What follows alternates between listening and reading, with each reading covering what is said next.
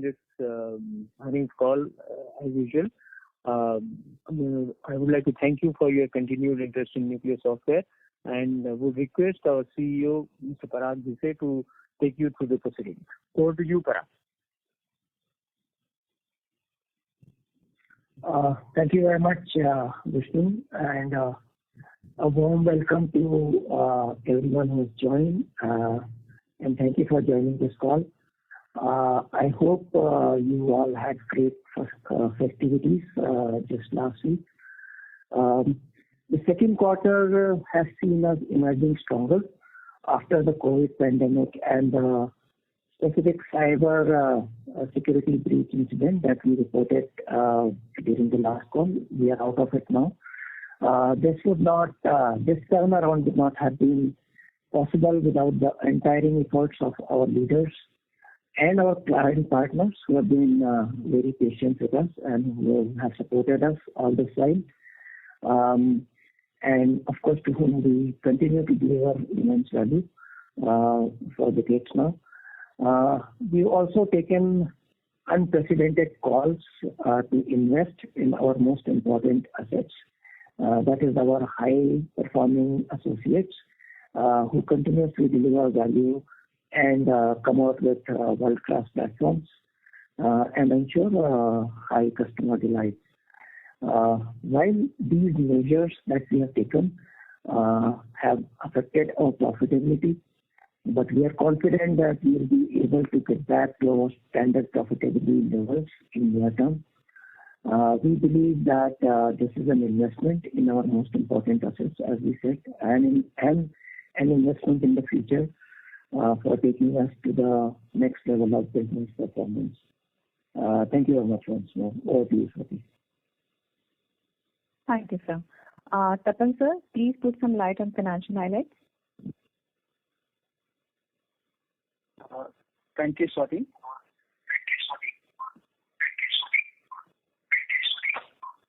Key highlights from financials are our consolidated revenue for the quarter is at rupees 114.1 crore against 108.4 crore quarter-on-quarter and rupees 137 crore year-on-year.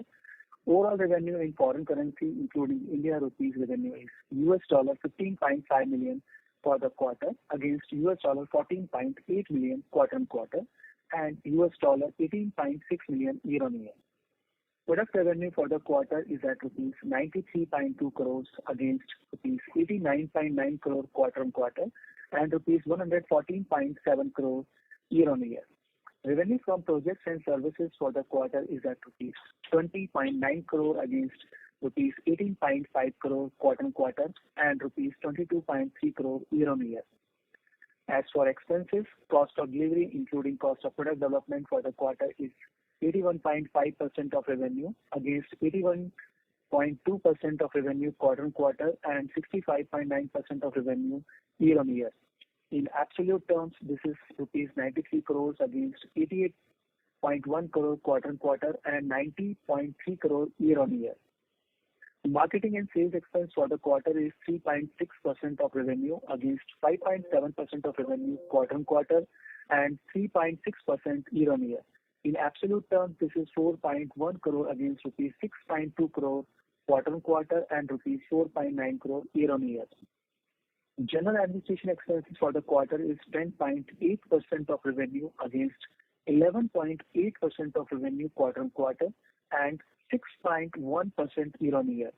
In absolute terms, this is rupees 12.4 crore against rupees 12.8 crore quarter-on-quarter and rupees 8.4 crore year-on-year. EBITDA for the quarter is at rupees 4.7 crore against 1.4 crore quarter-on-quarter and rupees 33.4 crore year-on-year. Other income from investments and deposit at rupees 8.4 crore against rupees 8.8 crore quarter-on-quarter and rupees 7.7 crore year-on-year. Total other income for the quarter is at rupees 9.5 crores against rupees 10.8 crore quarter-on-quarter and rupees 9.1 crore year-on-year. Total expenses are at rupees 2.4 crore against 3.1 crore quarter-on-quarter and rupees 9.5 crore year-on-year. Net profit is at rupees 8.6 crore for the quarter against 6 crore quarter-on-quarter and rupees 29.5 crore year-on-year. Other comprehensive income is at negative 1.5 crore for the quarter against negative 3.2 crore quarter-on-quarter and rupees 0.5 crore year-on-year. Total comprehensive income, which includes net profit and other comprehensive income, is at rupees 7.1 crore for the quarter against 2.8 crore quarter-on-quarter and 29 crore year-on-year. EPS for the quarter is at rupees 2.95 as against rupees 2.07 in the previous quarter and rupees 10.14 in September 20 quarter. In terms of foreign currency hedges on September 30, 2021, we had $5 million of forward contracts at an average rate of 75.62. There is a mark-to-market gain of rupees 24.36 lakhs, which is taken to hedging reserve in the balance sheet. Revenue contribution from the top 5 clients for the quarter is 23% as against 26% in the previous quarter. The order book position is rupees 546.8 crore, including rupees 514.8 crore of product business and rupees 32 crores of projects and services business. In June 30, 2021, the order book position was rupees 534.9 crore, including 490.4 crore of product business and rupees 44.5 crore of projects and services business. Total cash and cash equivalent as on 30th September 2021 are rupees 724.5 crore against 734.3 crore as on June 30th 2021.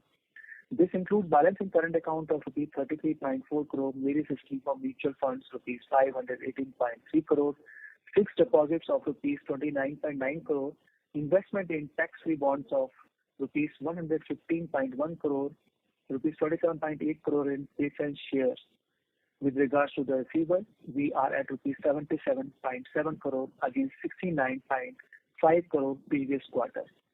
During the quarter, there is a gross addition of fixed assets of rupees 2.81 crores, consisting primarily of 0.5 crore on plant and machinery, rupees 2.16 crore on software, rupees 0.03 crores on computers, and 0.12 crore on furniture and fixtures.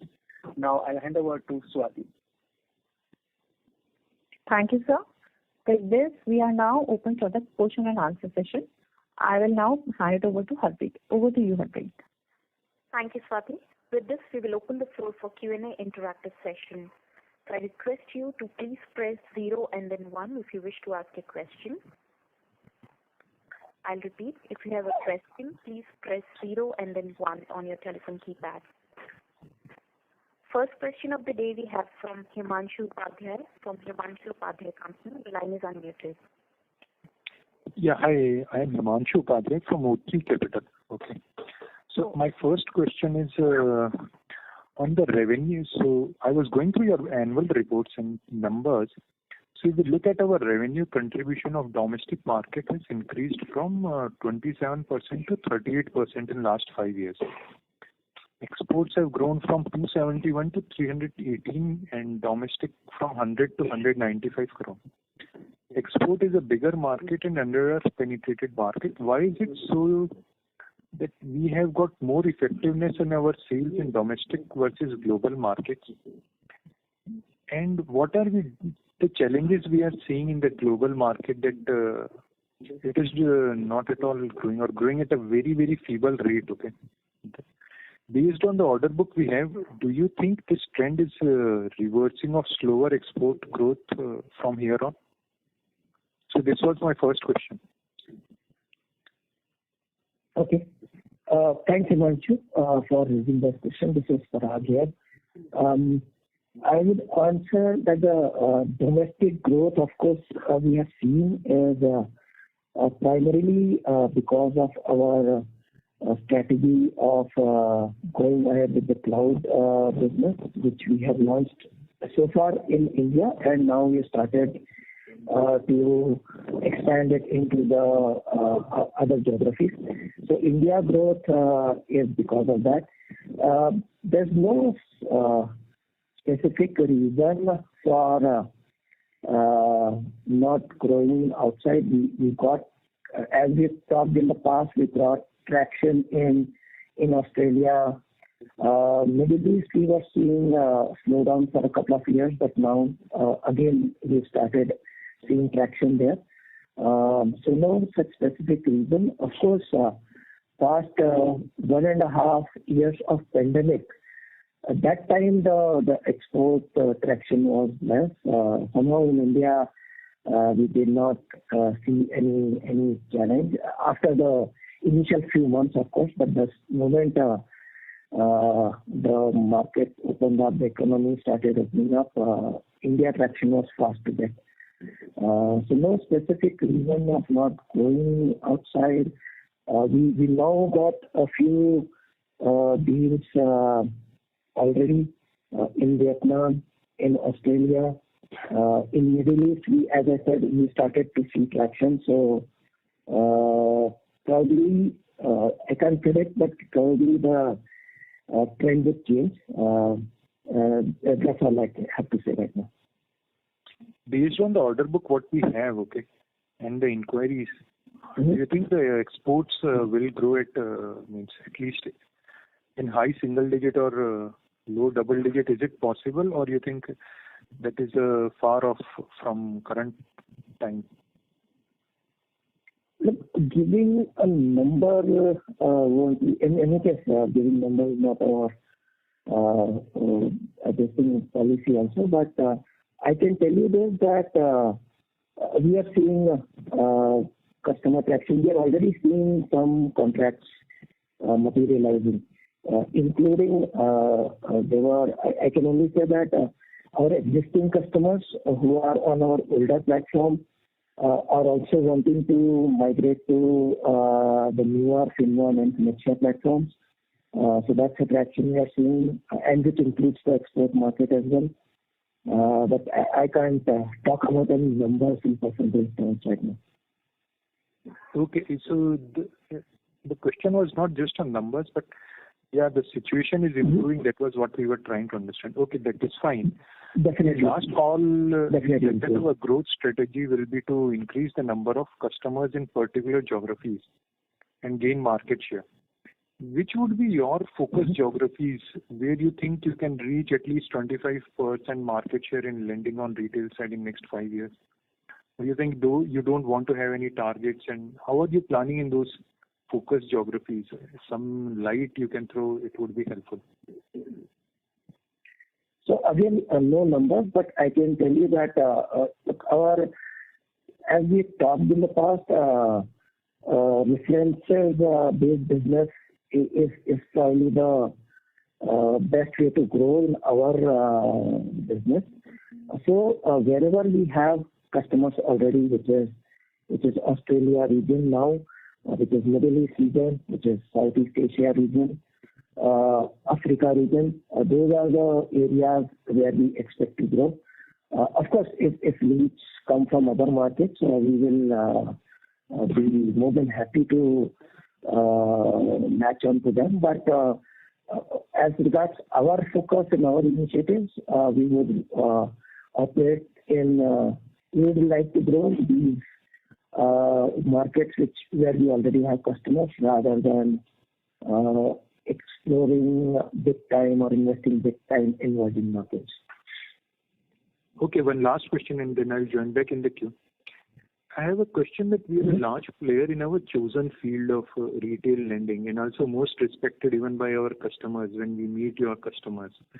So let's say a CSL Finance or South India Bank, and we've seen your names in their Concalls and annual reports in every place, okay. But single-digit EBITDA margins currently and mid-teens in last few years are very difficult to accept. When we see a ticketing solution company which had a very tough last year, airline ticketing, but still margins better than us. The question comes, are we able to get the right money for the value we are providing to the customers? We also said that we'll soon move back to our margins, and we had a last few years the margin, else than FY21 the margins were in mid-teens, okay. So do you target those mid-teens margin, and how are you pricing the product, and are you satisfied with the value you are getting from the the money you are getting for the value you are providing to the customers? Just some of your thoughts and how are you working on those things will be helpful. Sure. So firstly, I'd say that that's a very good question, and it's kind of striking a chord because the kind of investments we have done, definitely, and to add to it, the recent revisions that we have given that I just talked about. Keep aside the revision. This is a recent phenomenon, but otherwise, the kind of investments we have done, we definitely believe that our pricing should change. Of course, it's not so easy to change pricing, especially with customers which are there with us for past so many years. But there is a definite attempt to work on that, and we are getting some successes in that area. But definitely there is. So to answer your question briefly, yes, definitely we are looking at getting much more value, much more dollar value to our products and services in times to come, for sure. Thanks. I'll join back in the queue for further queries. Sure. Thanks, Amar. Thanks very much for your questions. Next is Vaibhav Jatia from HNI Investment. Yeah, hi sir. Thanks for providing the opportunity. Just a kind of follow up to the Himanshu's questions on the pricing. See, there is sharp rise in employee cost, and per employee cost has shot up by around 25%. Otherwise, this increase would have happened in 4 or 5 years. Now, this thing has happened in just a matter of 6 months. Now this year. So obviously, to negate that impact, we need to have the pricing improvements, and so that is, and as you earlier said that near term we want to get back to our margins, and on the other hand you also said that it is a difficult thing with the existing customers. So both of these things I'm not able to tie up. That is the existing orders that we have already secured earlier before March 2021. If we are not able to reprice them, how we are going to get back to our earlier margins is something I'm still trying to understand. Okay. So it's not purely, when I say pricing, it is not purely the performance pricing that I'm talking about, because especially in our business where we have created a significant IP, our focus will be to get more and more of license revenue and then related AMC revenue rather than person based revenue. So kind of the change in the structuring, if you may say the structuring of these, so less of revenue which is dependent on more manpower and more which is like dependent on our IP. That is going that is direction in which we are moving. Right. Right. But that cannot be changed for the existing customer. Right? We already have placed contract with the existing customer. So that cannot be changed for existing. Am I understanding right? That's true. But but as I also mentioned, a lot of our existing customers are also wanting to move to our newer platforms. Yes. We have more than 100 plus customers who are on our existing customers. So when they move to the newer platforms, we get an opportunity to work out new pricing. Got it. Got it. And so apart from the pricing structure, on the employee cost front, what can we do to improve our margin? In other words, what is the possibility to reduce the blended employee cost burden?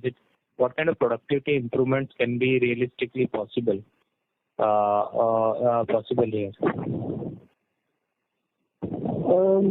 They are possible. I can tell you This, so two parts. One is already answered. If the composition of our deals changes, of course, then we are not so much bothered about corporation cost. Secondly, if you see the quarter one to quarter two, we already shown improvement in our revenue. It's marginal, but it is there. Our employee base has not grown so much. In fact, it is depleted a little bit. So even with lesser number of people, we were able to deliver marginally better revenue, and the reason for that is very high focus on operational efficiency. So there is a theme running within Nucleus of operational excellence where all teams are looking at how they can improve their work better, and it has already, in some smaller way, starting to show results. That's how I got that. Got it. And secondly, if I look at your segmental thing, so in few of our geographies, we have significant profit decline in comparison to our revenue decline. In first half of 2022 is what I'm talking about. So, for example, in Middle East, the revenue has declined only by 5 crore, but profit has declined by 15 crore. And similarly for Australia as well, Southeast Asia as well. So, apart from the increase in employee cost, are we facing any other issues in the cost structure on our international business or international segments? Otherwise, why would the revenue has not resulted in employee costs or other savings on the variable cost front? Because if the revenue is slowing down, obviously there should be some savings on employee cost and some of the other costs. But that has not happened in the international side of the business. I'm just trying to understand any other cost pressure that we are facing there. No, so we've not experienced any other cost pressures. But this point which you raised, I don't know, Tapan, if you have any ready answers for this, otherwise we can respond later. But to answer your question, as such, no, we are not facing any other cost pressures than the employee cost going up. But what you said will need some reflection. Ready answer, at least with me, is not there. Okay, because the profit decline has been very sharp in the international business as compared to the domestic business. And it has been more than the revenue decline in first half. So I was just trying to understand. So great if you can respond later on this thing. Okay. Thanks. Okay, I will actually come back in the question queue. I think fair to provide the opportunities to answer question queue. Sure. Thank you, Raghav. Thank you for the question. Next is Deepan Shankar from Trustline PMS. Your line is unmuted. Good afternoon, everyone, and thanks a lot for the opportunity. Could you throw more light on this BNPL platform? Is it a completely newer platform or extension of offerings on the current platform? And also, what kind of revenue potential are we foreseeing over next 2 to 3 years? So BNPL is an extension in our in-one lending suite.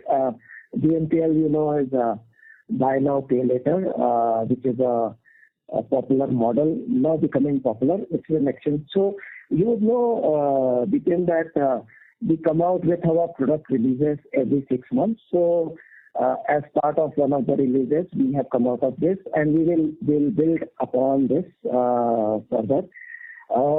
Revenue potential for a particular, since it's not a different product plus numbers, we don't project it like that. It will definitely value add into our offerings.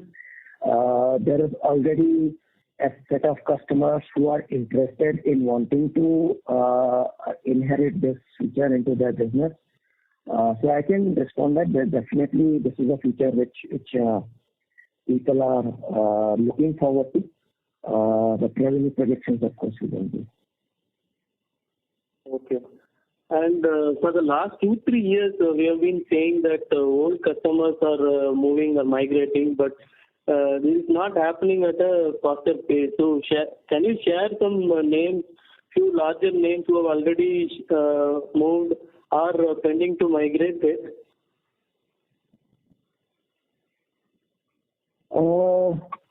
Names at this moment would be difficult, but and I firstly your observation is correct. We've not been able to move at a pace where we would want to, definitely. And there is definitely one of the initiatives, and I mentioned briefly about it for the current year and next year, is to put very high focus on migrating our existing FinOne and Cash Appeal customers to our newer platforms. So it's going to be a focus area, a very definite focus area for the next couple of years at least, for sure. And I agree, the rate of movement is not as fast as your observation is correct there. Can you at least share in number perspective how many have moved out of the total customers?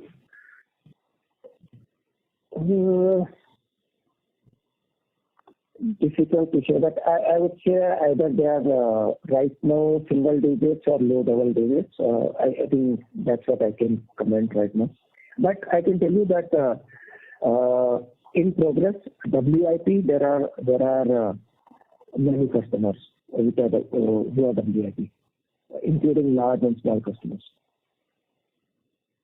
Okay. And lastly, that we have seen our product revenues has been declining from 115 crore last year to currently around 94 crores.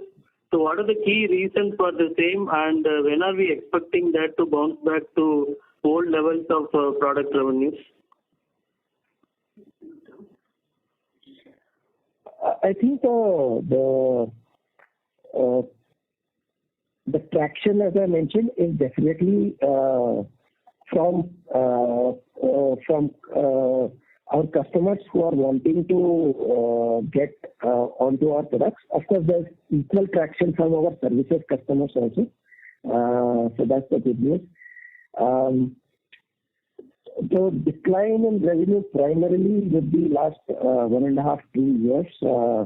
Yes, there was a slowdown due to the pandemic, but then we've seen an upturn.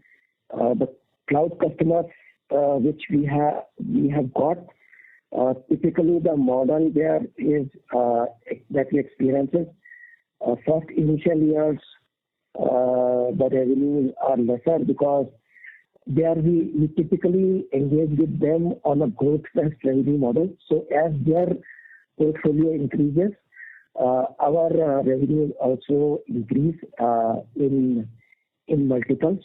That's what we are banking on, and that's what we are experiencing.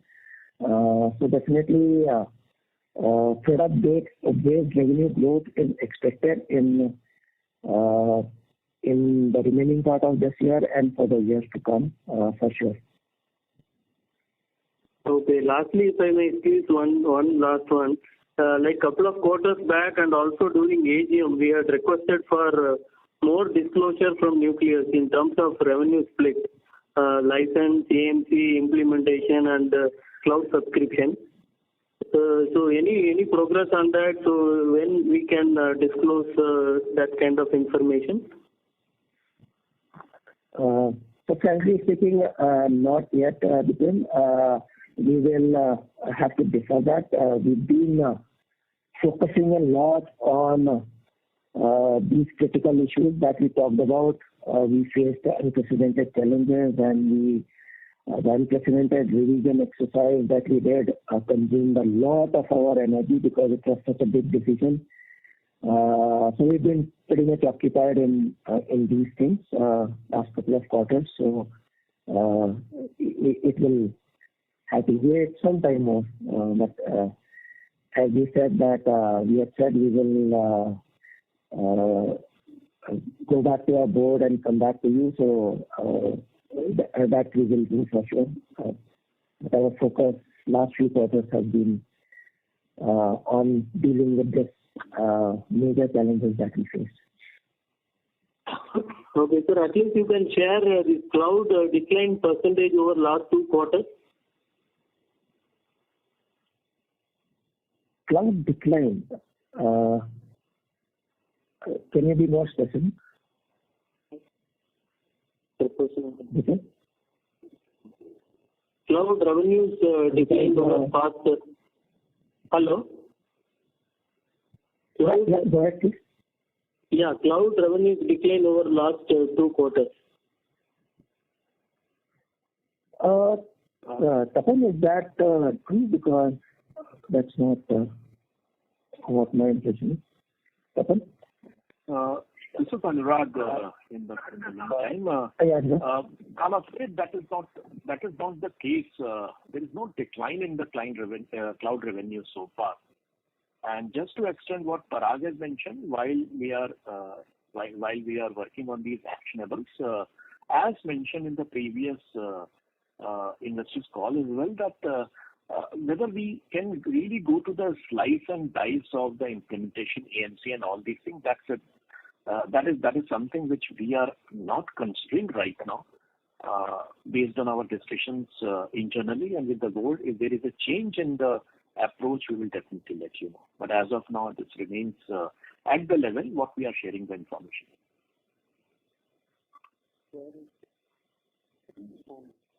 So if that is not the case, then how the revenue has declined, sir? If cloud also has not declined.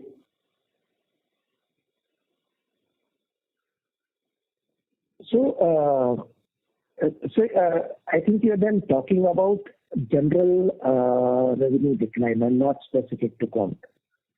Because I was a bit surprised on cloud because cloud is giving us good traction. So overall revenue decline, if you're there in past investor calls also, revenue decline in the past couple of quarters has been because of the multiple challenges that we faced, which we talked about time and again. First the COVID second wave, then the ransomware attack, and then the massive attrition, which not only Nucleus, the entire industry is facing it. So these one after another, these multiple factors impacted us, and which showed a definite decline in revenue. This quarter, marginal improvement is there, and we expect the improvement to continue. In the direction is at least positive.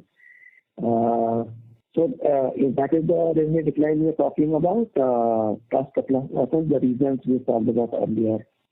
And I would only say that now the things are looking up. But if we see over past 2-3 quarters, the entire industry has been performing quite robustly. So only we are in that declining zone. So that's why we wanted to understand what is actually the reason. So we know our reasons, and we've shared them in the past as well. The multiple challenges that we faced, including some that were very specific to us and some which were general. Possibly commenting on how industry is doing otherwise won't be possible for me, but I can tell you we talked very openly about our reasons of revenue decline and why they are there and why there is a change now, a positive change now. Sir, I'm sorry to say this, but the call is not giving much confidence on revenue traction at all. So that's the kind of observation we wanted to make, and thank you and all the best. Yeah, sure. I'm not sure if you attended because we've been talking about it at length in the past, at least 2 investor calls, and this is the 3rd one. So we've gone into depth and we've been pretty transparent about the reasons of revenue decline from our side, the multiple challenges that we face. But now that things are looking, then let's see that it only grows positive from here. That is our focus. Thanks, but for raising these observations. Next is Vivek Ganguly from Nine Rivers Capital. Your line is unmuted. Thank you for the opportunity. 2 questions. One, y'all in the first quarter, y'all had this ransomware attack, and that obviously had an impact on your revenue profile. Now that it is all in the past, would it be fair to assume that you all will again go back into the double-digit growth track, or there are other challenges which you all struggling with? That is one.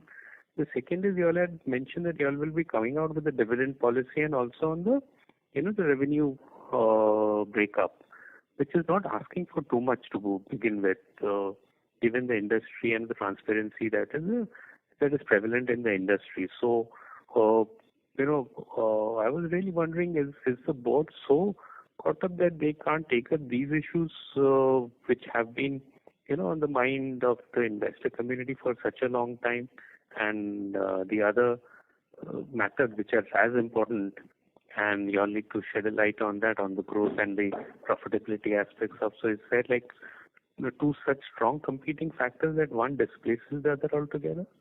Thank you. Yeah, thank you for asking such pointed questions. So first on the revenue part of it, yes, ransomware is beyond us. It had an impact. There may be some residual impact, but we got out of it completely. You probably have also noted that the attrition challenges that we face with the industry as a whole is facing are continuing, though because of the unprecedented measures we have taken, the rate of attrition has surely declined significantly. But getting the resource strength back to where we were, it takes time. So we are already on a very strong initiative on hiring both lateral and freshers that we had talked about in the past. There was a press release also to that extent. Yes, growth is expected in the quarters to come. The rate of growth depends on because the impact of attrition has been large. It will take time to come back to normal. But definitely the trajectory is good. Apart from this, there are no challenges that have been fixed. I mean, apart from the attrition, the rest of the challenges are beyond us. The attrition it remains to be still a challenge for us and for the industry, but the impact is getting lower. And just to give you, which I talked about earlier also, the traction from the customers is very high, so there is no strain on order book. There is a lot of work that customers are expecting us to do. Our capacity today is a challenge, which is what we are trying to build. But there are no other challenges. At least those are seen today. How the industry dynamics will change tomorrow, that none of us can predict, because industry is still very dynamic. If some new wave of attrition hits the industry, we don't know. But today the things are looking up. We are building our capacity. The customer traction is there. That's how I would respond. I think the dividend policy, revenue split, Anurag already talked about. Occupational board and management is we've taken some very, very significant decisions in last and overcome some very massive challenges. For sure, the management has been occupied, and we thought that is priority, because getting back onto the growth trajectory was most important. Taking care of our employees was most important. Since the decisions were unprecedented, we had to put a lot more time on it as compared to what we would do on an annual basis. So yes, a lot of focus has been on there. Okay. Thank you. Thank you for your question. Yes. And is there any follow-up question, please? No. I'll come back into the queue later on. Thank you. Sure. Thank you. Next is Kunal Sharma from SMC Private Wealth. Your line is unmuted. Hello. Hello. Yeah, you are audible to me. Yeah. Okay. So actually most of the questions have been answered. So just a follow-up question on the margin as it drastically dropped down due to employee expense. So earlier you said that the exceptional due to the COVID issue and the ransomware attack. So are we still facing the same issue as of now, or is it so only because of the attrition as you said earlier?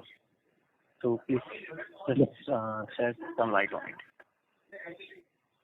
Yeah. So COVID is hopefully behind us, and that's a one problem. That's a nucleus problem, but hopefully it is behind us.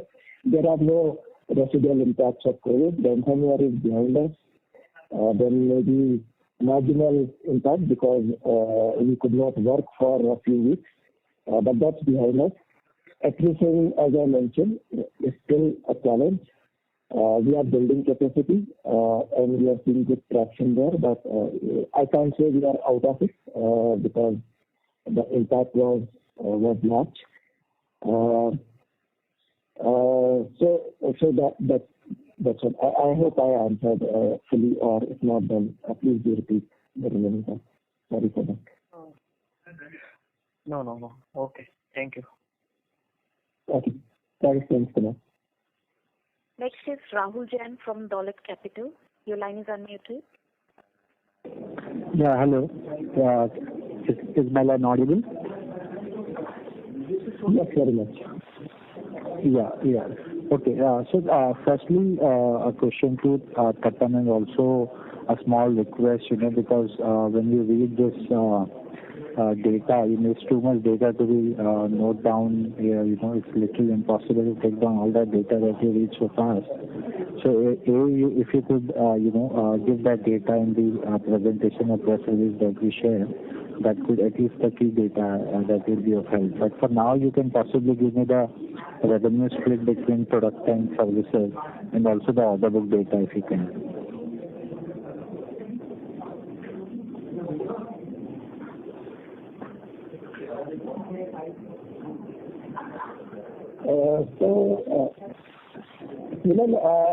Can you do that in addition to what you have already done? Maybe Tapan could repeat what you shared earlier. There's a background noise. Tapan, I think you'll be able to read out that. Yeah, you'll be able to read out that, the differentiation between the products and the services, the revenue breakup. Okay, so we are having the product revenue for the quarter is at 93.2 crores, 89.9 crores quarter, and 114.7 crores year-on-year. So this was the product revenue, and revenue and services for the quarter is at 20.9 crores, against 18.5 crores quarter-on-quarter, and 22.3 crores year-on-year. Am I audible? A lot of disturbance is coming on the background actually.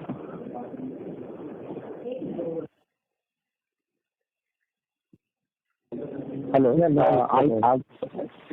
So if I heard, I'm specifically asking only for this quarter. I think you said product is 93.5 and services is 20.9. Have I noted down it perfectly?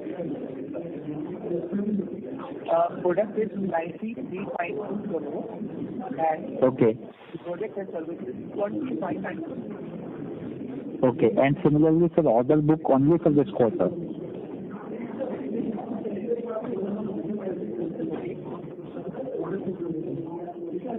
What was the order book and what was the split? Total order book was, we have this current position, total book was 546.8, including 540.8 crores for product business and 32 crores for project and services. Okay, you said 546.8 and 32 is products out of that. 32 is project and services. Yes, 32 is project and 546.8 is total. Right. That is the total order book position.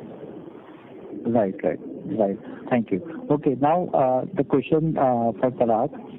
if you could share input on, 2-3 counts. Firstly, on the competitive landscape, as we keep hearing more and more solutions are emerging on the origination segment, even from, so-called fintech guys.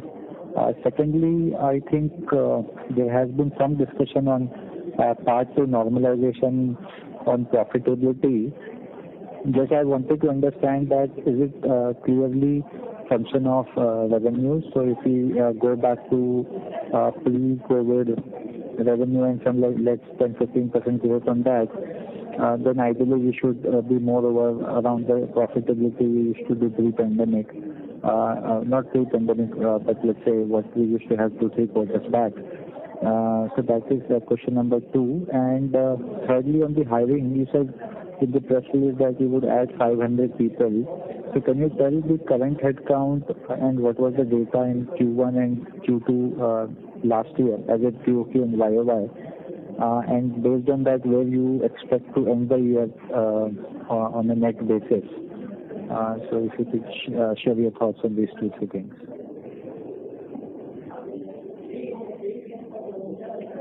Okay, so 3 questions.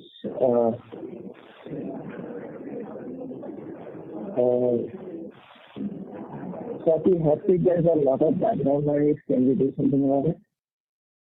Yeah, thank you. So Rahul, so 3 questions. Sorry, sir. Rahul, I have muted your line because this background noise from your line. So I'll unmute you later. Go ahead, sir, please. Yeah, thank you. Yeah, thanks a lot. So 3 questions. First is on competitive landscape. Yes, competition from fintech and all is there. There's no doubt about it. But we are observing it closely. Our product management team does keep doing a competition analysis, and based on that, of course, inputs come for our product strategy as well as engagement strategy. So right now, just not on this. On revenue, you said if it's direct, if the profitability is only a function of revenue, I'll say no, because considering the employee costs have risen so much, sheer increase in revenue may not give us that level of profitability. So that's where in the earlier part of the call, I talked about a change in composition. We definitely have to move towards a bigger chunk of revenue from license and related things like AMC and all, and less percentage of revenue from which is manpower dependent. Manpower is getting scarce so much. In any case, manpower dependent revenue is going to be becoming challenging. That's my personal view going forward.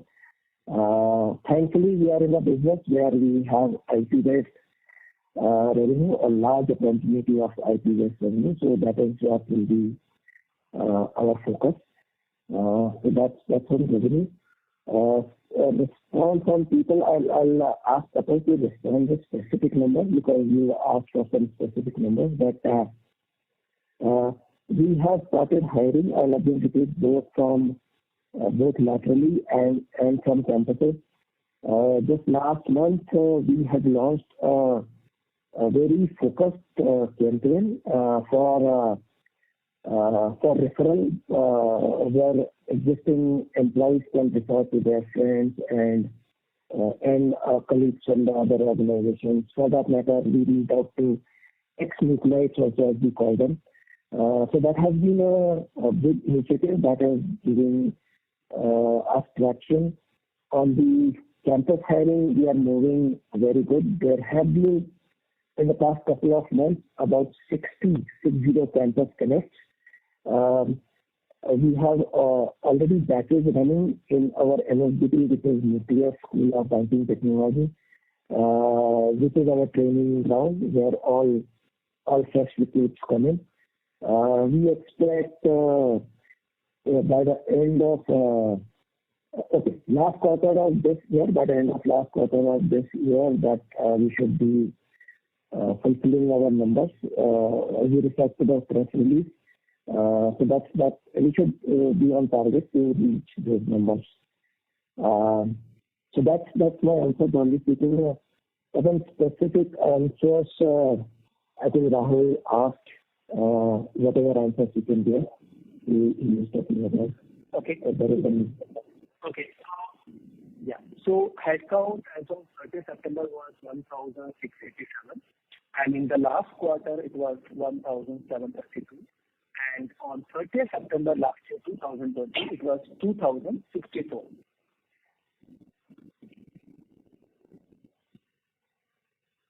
Rahul, can you now? Yes, operator, can you unmute? You are already unmute, Rahul. Yes, speak. Yeah, we can hear you. Yes.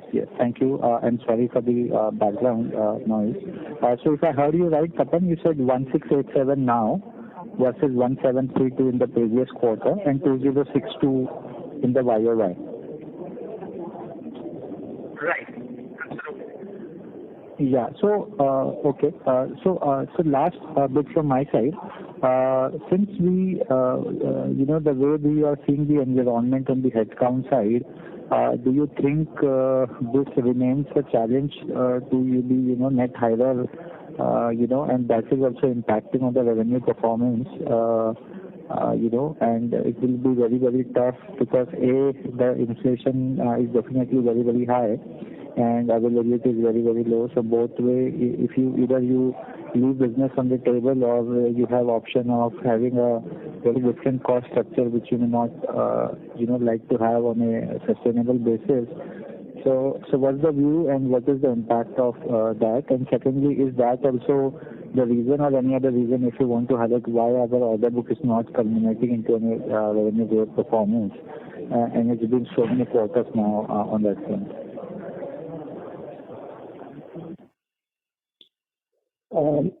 So definitely, I talked about capacity challenge continues to be there. We are working on it. It's improving, but definitely, so that kind of addressing refers to your question, the last one. Look, there are multiple initiatives that we are taking. There's no one answer to it. So I talked about the composition change, that for sure we have to work on that. I talked about pricing, that's another initiative that we are working on. I talked about improving our efficiency and productivity.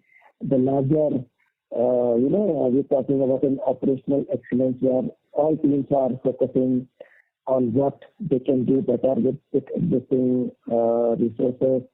And we saw some reflection of that in our marginal revenue increase. There is a lot of focus on quality that is going on. So there's no one answer which can help us. It is a challenging situation, no doubt, but we are hopeful that a combination of all these things and plus the hiring that we are doing, that will also, in the months to come, that will also start giving us results. So combination of these 4-5 things is what is going to give us the answer to your composite questions. Right. Yeah. So are we saying that the supply side is the key factor for us to see this revenue culmination coming from the order book traction which we are having for some time? So if the supply side issue is out, we can be back to double-digit kind of a growth purely from a current order book status perspective. So when you say supply side, you're talking about the resources, I believe. Yes. Yeah. No, I repeat that unfortunately that is not the fortunately and unfortunately. I'm saying fortunately because our revenue model is not purely manpower based. That's a good part. That's a very positive part. We have built a great IP in the last decade. We already had great IP, but we have given it a new shape. So our revenue is not purely manpower based. So I would say, I said I will not talk more in general about industry, but companies whose models are purely manpower based are probably going to face more challenges. Our model is IT based and revenue related to IT like EMC, etc. I do hope we'll be with all these initiatives that we talked about. Definitely, supply side plays a very vital role in it, especially because the kind of impact it had on us and it had on everyone. So I'm not underplaying that, but that's not the only thing for sure. And the thing for us is that our revenue model is not purely manpower based. So it will just give us advantage. But yes, manpower is required for executing that, but it is not purely manpower based. Yeah, Parag, of course, we had that impression and we understand the business model of a product business. But if you just look at the 16% YOY growth despite having a strong order situation, and our headcount is also down, almost 16-17% or little more than that. So that clearly explains that there is some impact which is coming purely from our inability to, complete orders on time. Maybe, you are of course in a better situation, but, the dots are connecting somehow, which looks like a linear impact rather than any other factor. No, sure. I'm not to be interpreted wrongly. I didn't say that this because the attrition has been massive. So I absolutely am not saying that there is no impact. Obviously, there is a significant impact. There's no doubt about it. What I was responding is that that's not the only factor. We have to work on many things, and there are some which are definitely to our advantage. Our business model is definitely to our advantage. That's how I was responding. So your observation is very valid. There is an impact because of our manpower. There's no doubt about it. Thank you for answering all my questions, and best of luck for the time ahead. Thank you so much for posing this question, sir. We have a last question of the day from Imran Contractor, individual investor. Your line is unmuted. Please go ahead. Yeah. Good afternoon. Are we on course to recruit 500 people that we have mentioned in our press release? And can you elucidate some timeline for the buyback which we intend to do? Okay. So first question, and I answered that a little, maybe there was disturbance. But, yeah, I heard about it. Okay. Yeah, we are on. I would say, broadly speaking, we are on track. We are getting good traction from the campuses as well as from lateral. I did mention about 60 campus connects, which we've already done. Some batches are running in our training school, which is NSBT. Right now, today the numbers are less, but the pipeline is very strong, and yes, we are on target to reach that number. Should I take the question for timeline? Yeah. Good afternoon. This is Poonam Basin. Sir, we'll be we'll be declaring the results of our postal ballot tomorrow. And then post that, we have already announced that our record date will be November 27th. So after the declaration of the results, we'll be filing the draft letter of offer with the SEBI. So it will all depend that how much time SEBI will take for approval of our draft letter of offer. So tentatively, we are targeting that after the approval from SEBI, we'll be able to open the offer by mid or end of December, sir. Okay. And just one more question. Will this NSBT become a profit center or it's going to be for internal recruits? I'll say it like this, that we're primarily using it for our internal customers. Our focus is not, at least currently our focus is not that NSBT should be a profit center. We are more concerned that it gives us trained manpower. That's our focus. If it becomes a profit center, we'll be very happy, but our focus is not that currently. Okay. Thank you very much. Thank you. Thank you so much for it. I would like to now hand over the floor back to Swati to take final remarks from speakers. Thank you so much. Over to you, Swati. Thanks, Arti. Thank you, Arti. So we would like to thank all the investors for joining us today for this earnings conference call. I would now pass it on to Parag sir for his closing comments. Over to you, sir. Thank you, Swati, and thank you very much, everyone, as usual, for joining and for posing some very pointed questions. These are the kind of questions which keep us on our toes, which keep us thinking. Thank you very much for your confidence in us, and thank you for all your support. Thank you. Thank you so much, all the speakers. Thank you, investors, for joining the call. That does conclude our investor call for today. You may all disconnect now. Thank you. Have a pleasant evening.